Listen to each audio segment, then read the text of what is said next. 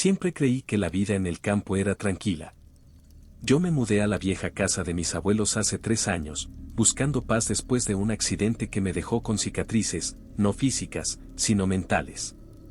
Aquella casa estaba rodeada por árboles altos, con un terreno amplio, una pequeña huerta y, en el fondo, un pozo de piedra, antiguo, cubierto con una tapa de hierro oxidada. Mi abuela solía decir que ese pozo estaba sellado por una razón, pero yo pensaba que era solo una manera poética de advertirme que no lo usara. Al principio todo iba bien. Me dediqué a plantar, cuidar los animales y reparar partes de casa. Pero después de unos meses, algo cambió. Una noche, justo cuando me preparaba para dormir, escuché lo que pensé que era el sonido de alguien llorando. Era suave, como un lamento arrastrado por el viento. Me asomé a la ventana, nada. Silencio total. Pensé que mi mente me estaba jugando una broma, como tantas veces desde el accidente. Pero al día siguiente volvió. A la misma hora. Esa vez, el llanto parecía venir del fondo del terreno. Tomé una linterna y salí, decidido a entender qué estaba pasando. Caminé en la oscuridad con la linterna temblando en mi mano, hasta que llegué al pozo. El llanto cesó. Me quedé allí por un momento, sintiendo como el frío de la noche se me metía en los huesos. A la noche siguiente, la misma cosa. Pero esta vez, el llanto fue más claro. No solo era un llanto, era una voz. Una voz de mujer que decía, ayúdame.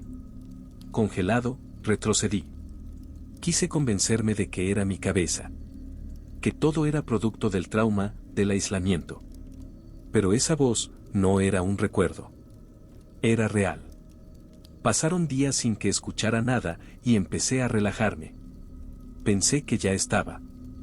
Pero una tarde, mientras limpiaba el patio, encontré la tapa del pozo abierta. Eso fue lo que me dio miedo de verdad. Nadie más vivía conmigo. No había viento suficiente para mover esa tapa. Me acerqué con cuidado y miré dentro. Oscuridad total. Y entonces la escuché de nuevo, justo debajo de mí. ¿Por qué me dejaste aquí? Me caí de espaldas, el corazón golpeándome el pecho como un tambor.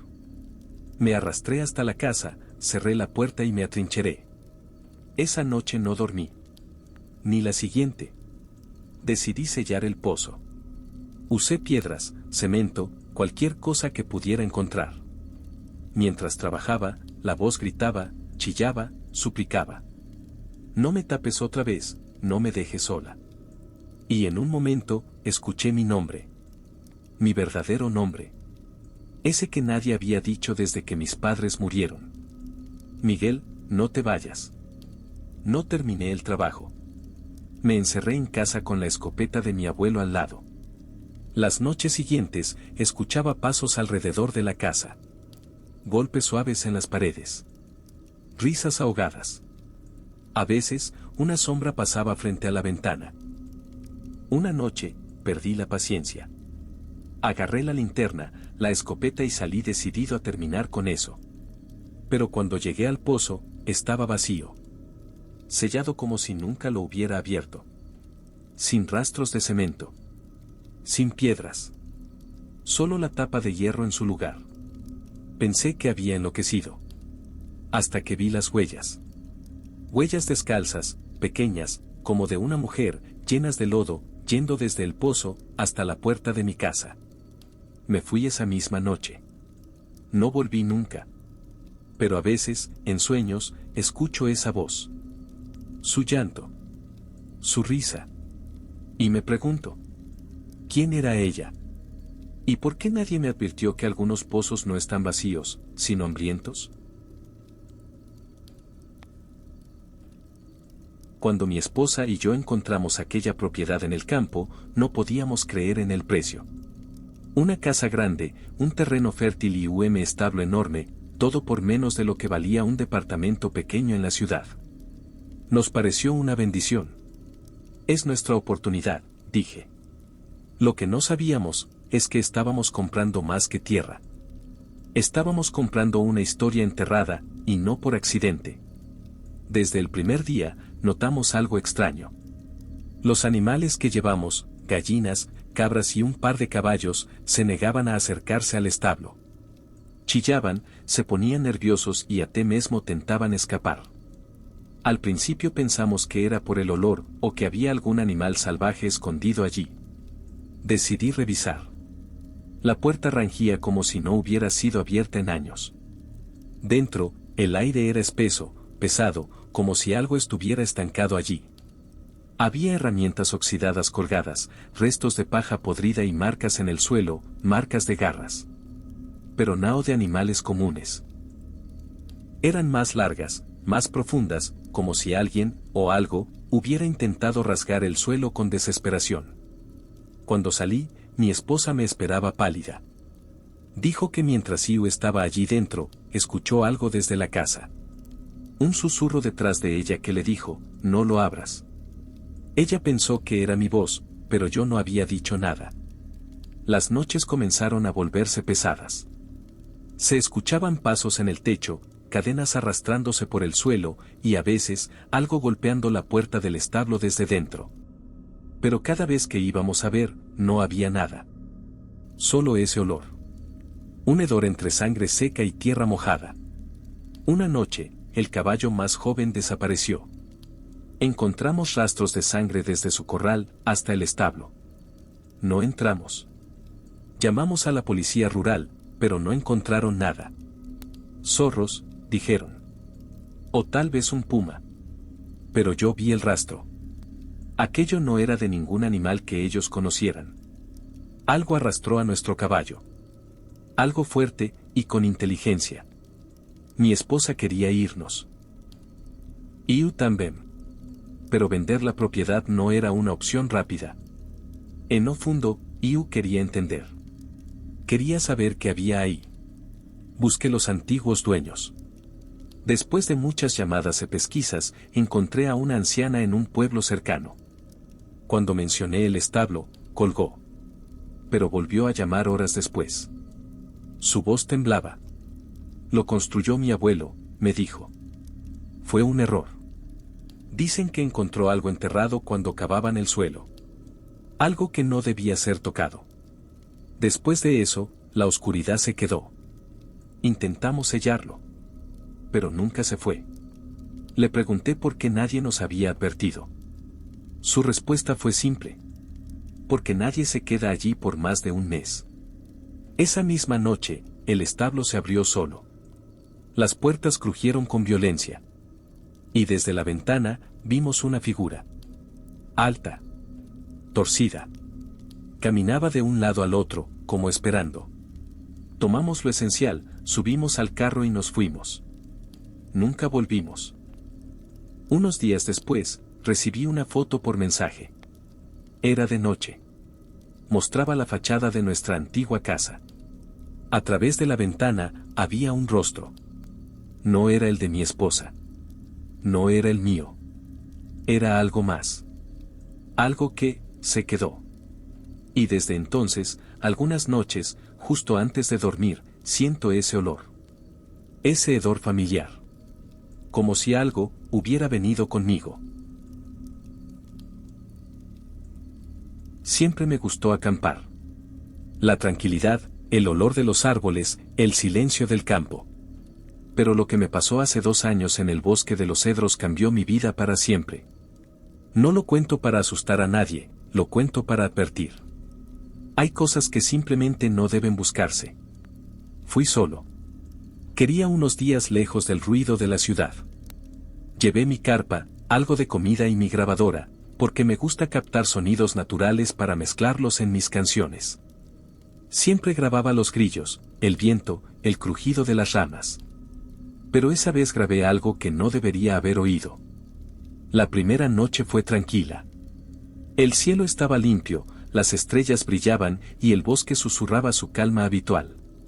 Pero alrededor de las 2 de la mañana, me despertó algo. Una melodía. Era un canto. Una voz de mujer, suave, dulce, como una canción de cuna flotando en el aire. No tenía palabras, era solo una melodía, repetida con una perfección inhumana. Pensé que quizás había alguien más acampando. pero no había luces. Ninguna fogata. Solo la voz, viniendo desde lo profundo del bosque. Grabé el sonido con mi equipo. Lo escuché una y otra vez esa mañana. Y cuanto más lo oía, más me obsesionaba. La melodía no era normal. Tenía algo hipnótico. Como si algo dentro de mí reconociera ese canto, aunque nunca lo hubiese oído. Pregunté en el pueblo cercano, y los viejos me dijeron lo mismo. Esa es la mujer del bosque. Canta para que la sigas. Si lo haces, no vuelves. Creí que eran supersticiones. Historias para turistas. Pero uno de ellos, un anciano de mirada vacía, me tomó del brazo y dijo algo que nunca olvidaré. Si la grabaste, ya es tarde. Esa noche, el canto volvió. Más cerca. Mucho más cerca. No dormí. Me quedé en la carpa con la linterna y el cuchillo en la mano. Cada vez que la melodía terminaba, sentía pasos entre las hojas. Como si algo se acercara, despacio, pero con certeza. En un momento, la linterna falló. Todo se volvió negro. ¿Y la voz? La voz empezó a cantar justo al lado de mi carpa. No corrí. No hablé. Solo recé. Sentía su aliento en la tela. Podía oler su pelo mojado, su perfume antiguo. Y luego, silencio. Al amanecer, salí como pude. Dejé la carpa, dejé todo. Corrí hasta el pueblo. Días después, en casa, revisé la grabación. Pero la melodía ya no estaba. En su lugar, había una voz susurrando, como si hablara directamente al oído. ¿Por qué te fuiste si ya estabas tan cerca? Desde entonces, la escucho algunas noches, incluso en la ciudad. Siempre a las 2 de la mañana. A veces, incluso en sueños, la sigo. Y sé que algún día, no voy a despertar. Nos mudamos al campo buscando paz. Después de años en la ciudad, mi esposa y yo queríamos criar a nuestro hijo, Matías, en un lugar tranquilo, lejos del ruido. La casa era antigua, rodeada por hectáreas de trigo que se movían con el viento. Parecía perfecta. Pero no sabíamos que allí, alguien más jugaba entre las espigas. La primera vez que lo notamos fue al tercer día. Salí temprano y vi pequeñas huellas en la tierra húmeda, justo al borde del campo. Pensé que eran de Matías, pero él había dormido toda la noche. Además, esas huellas iban en línea recta, adentrándose en el trigo, y no había huellas de regreso. Al día siguiente, vi lo mismo. Mismo tamaño, mismas pisadas. Le conté a mi esposa y decidimos no preocuparnos, tal vez algún niño del pueblo se acercaba a jugar, aunque el campo estaba a kilómetros de la casa más cercana. Todo cambió cuando Matías empezó a hablar del niño del trigo. Decía que era su nuevo amigo. Que jugaban cuando nosotros dormíamos. Que lo esperaba entre las plantas al caer el sol. Pensamos que era un amigo imaginario. Hasta que lo dibujó. Un niño pálido, sin ojos, con la boca cosida, parado entre espigas altas. Y escribió abajo, él no habla. Él mira. Esa noche, me quedé despierto. Justo a las 3:17 de la mañana, escuché pasos sobre la madera del porche. Me levanté y vi a Matías saliendo por la puerta, caminando como si estuviera dormido. Lo seguí en silencio. Caminó hasta el campo, y se detuvo. Las espigas comenzaron a moverse, como si alguien se acercara a él. No había viento. Solo el sonido de las plantas partiéndose a medida que algo caminaba por dentro. Corrí, lo tomé en brazos y volvimos a casa. Él no recordaba nada al día siguiente. Pero esa noche, volvió a caminar dormido. Y otra vez. Siempre a las 3:17. Coloqué cámaras. Y en el video, lo vi. Matías salía de casa y se quedaba de pie mirando fijamente al trigo. Y desde las espigas, una figura más pequeña se formaba. Un niño. No salía completamente del campo, pero se acercaba, a centímetros de Matías, como si le susurrara algo. Le mostré el video a un sacerdote. Se persignó y me dijo que eso no era un niño. Eso está atrapado ahí, por ahora. Decidimos mudarnos a la semana siguiente. Pero en la última noche, Matías desapareció. Revisamos toda la casa. Gritamos, buscamos por horas, hasta que vimos, las espigas, en medio del campo, estaban aplastadas en forma de círculo. Corrimos hasta allí. Matías estaba en el centro, de pie, con los ojos cerrados, y el niño del trigo, parado detrás de él. Grité. Pero cuando llegué, la figura desapareció entre las plantas, y Matías cayó al suelo como si se desmayara. Hoy vivimos lejos de cualquier campo. Pero Matías aún sueña con él.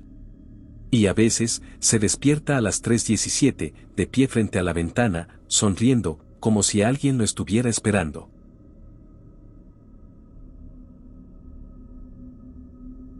Cuando acepté el trabajo de guardabosques en el sur, me dijeron que era una zona tranquila, sin muchos visitantes ni emergencias. Pero también me advirtieron una cosa, que no caminara por la Franja Negra. No entendí al principio. Pensé que era una broma entre veteranos, pero todos los guardias evitaban esa zona del bosque. Una franja de tierra calcinada, larga como una carretera, que atravesaba los árboles como una cicatriz. Es tierra maldita, decían. Quemada por algo que no fue fuego común. La curiosidad pudo más que el miedo. Una noche, decidí patrullar solo por ahí. Llevé mi linterna, el rifle y la radio. A las 2 horas, llegué al borde de la Franja Negra. Era exactamente como decían, ningún árbol crecía allí, ni pasto, ni bichos. El suelo estaba seco, agrietado, como si un incendio la hubiera arrasado hace poco, pero no olía a nada. Y el aire era diferente. Denso. Silencioso. Avancé unos metros y sentí que algo estaba mal. El bosque ya no hacía ruido. Ni grillos, ni viento, ni ramas. Solo mi respiración y el crujido bajo mis botas. Entonces los vi. A unos 30 metros, en medio de la franja, había figuras. Personas, pero no del todo humanas. Altas, delgadas, con la piel pegada al hueso. No tenían rostro. Solo una masa oscura donde deberían estar los ojos y la boca. Y caminaban. Siempre en línea recta. Nunca se detenían. Me congelé. Eran al menos 6. Caminaban sin rumbo, lentamente, como si buscaran algo. Pero no hacían ruido. Era como si se deslizaban por el suelo quemado. Encendí la linterna para ver mejor. Gran error. Uno de ellos se detuvo. Se giró hacia mí. No tenía ojos, pero sentí su mirada. La radio estalló en estática. El aire se volvió espeso. Me costaba respirar. Y entonces, los demás también se giraron. Corrí. Corrí como nunca en mi vida. Tropecé, me raspé las piernas, perdí la linterna. Pero no paré hasta estar fuera del claro. Cuando crucé de nuevo al bosque verde, el sonido volvió. El viento, los grillos, todo. Como si lo otro no existiera más allá de la franja. Volví a la cabaña sin decir una palabra. Desde esa noche, nunca más me acerqué a esa zona. Pero a veces, desde lejos, puedo verlos. Siguen allí, caminando sin parar, noche tras noche. Nadie sabe de dónde vienen. Algunos dicen que son los restos de una aldea perdida, quemada hace siglos por un rayo que nunca fue natural. Otros, que son los que fallaron en algún ritual. Que están condenados a vagar por la tierra quemada, buscando una salida que no existe. Solo sé una cosa, si alguna vez los ves, no los mires directamente. No dejes que te vean. Porque si lo hacen, te siguen.